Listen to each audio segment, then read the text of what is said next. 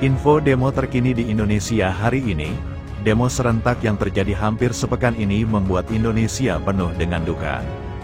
Hampir seluruh wilayah Indonesia hari terjadi demo besar.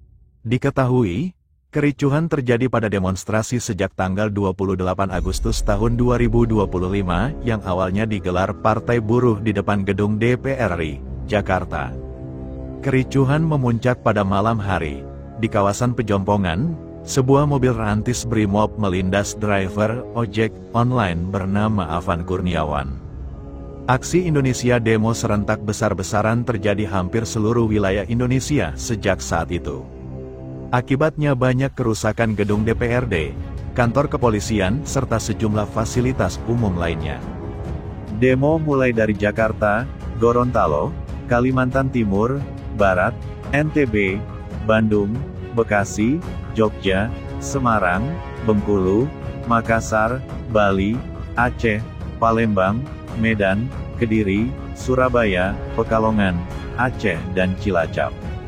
Untuk hari ini tanggal 3 September tahun 2025 di beberapa wilayah sudah mulai kondusif dan melakukan perbaikan atas kerusakan akibat demo. Dan hari ini tanggal 3 September tahun 2025 demo masih terjadi di wilayah Jakarta, salah satunya demo di depan gedung DPR RI. Nampak dalam live streaming TikTok sejumlah massa masih menyuarakan tuntutannya di depan gedung DPR RI tersebut. Sebelumnya demo di Jakarta juga terjadi di beberapa titik sejak Agustus, yakni di Jakarta Timur, Jakarta Barat dan Jakarta Utara hingga mengakibatkan banyak kerusakan. Terkini kerugian akibat demonstrasi di Jakarta hingga Rp55 miliar.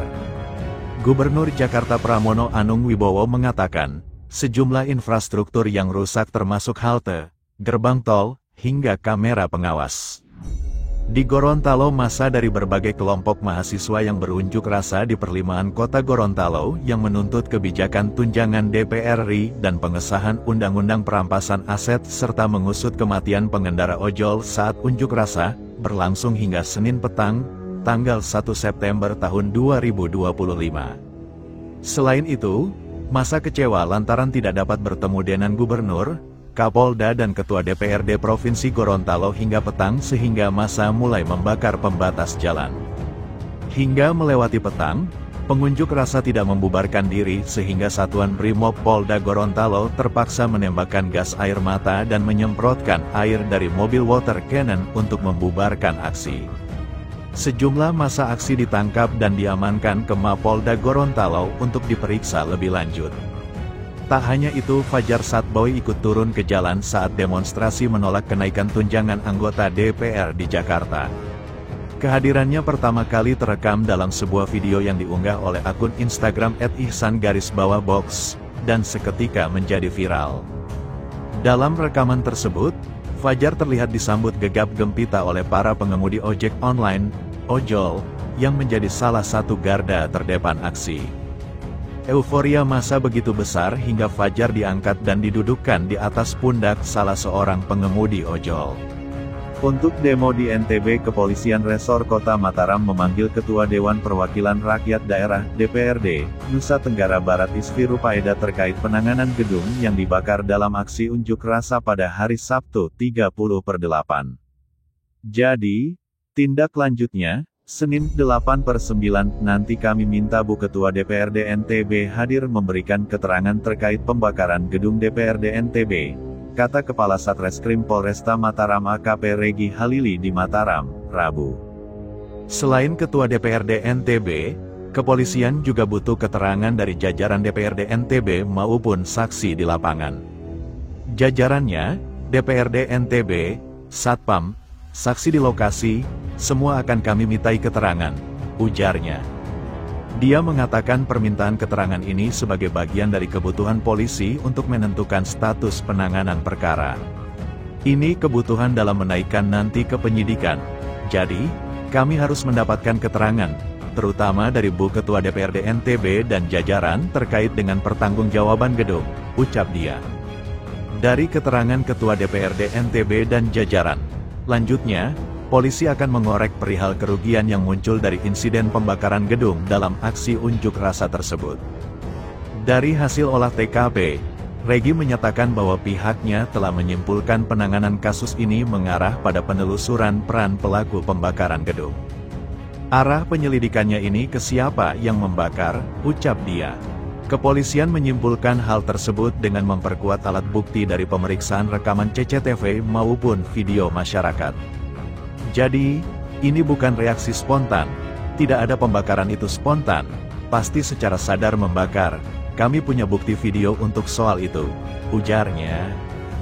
Dalam sejumlah rekaman video, kata dia, polisi telah menemukan serangkaian aksi pembakaran gedung. Kami punya video bagaimana cara mereka membakar. Ada beberapa yang membakar dari bawah dan ada yang melempar pakai botol, kata Regi. Lebih lanjut, Regi mengakui aksi pembakaran gedung DPRD NTB dalam unjuk rasa tersebut karena lemahnya pengamanan dengan jumlah massa aksi lebih banyak dibandingkan personel di lapangan. Jadi, bantuan itu, kan karena ada 2 titik aksi unjuk rasa, bantuan pengamanan datang ke DPRD NTB ketika sudah datang aksi, ujarnya. Di Kalimantan Timur, unjuk rasa ribuan mahasiswa dari Aliansi Mahakam menggugat di depan gedung DPRD Kalimantan Timur, Senin, tanggal 1 September tahun 2025, telah usai. Namun, berbagai cerita tersisa dari aksi yang semula damai itu, berubah ricuh menjelang malam. Awalnya, aksi berlangsung tertib. Mahasiswa dari berbagai universitas di Samarinda dan Kutai Kartanegara, bersama sejumlah pengemudi ojek online, menyuarakan tuntutan pembubaran DPR dan mengecam tindakan represif aparat yang sebelumnya menelan korban jiwa. Namun menjelang sore, puluhan orang tak dikenal ikut bergabung. Provokasi berupa bakar-bakar di depan gerbang DPRD hingga dugaan pelemparan bom Molotov membuat situasi berubah panas. Aparat yang sejak awal mengimbau agar massa membubarkan diri, akhirnya mengambil tindakan tegas setelah waktu penyampaian pendapat melewati pukul 18 WITA sesuai peraturan Kapolri nomor 9 tahun 2008. Water cannon dan gas air mata ditembakkan ke arah kerumunan, sementara massa membalas dengan lemparan batu serta botol air mineral. Beberapa mahasiswa sempat diseret aparat ke dalam kompleks DPRD, memicu kemarahan peserta aksi lain. 2 polisi dilaporkan terluka akibat lemparan benda tumpul, ada lemparan ke arah gedung DPRD, bahkan dugaan penggunaan bom Molotov. Atas perintah pimpinan, dilakukan upaya pembubaran, katanya. Kasih Humas Polresta Samarinda, Ibda Novi Haryadi, memastikan 2 pendemo yang sempat diamankan sudah dipulangkan.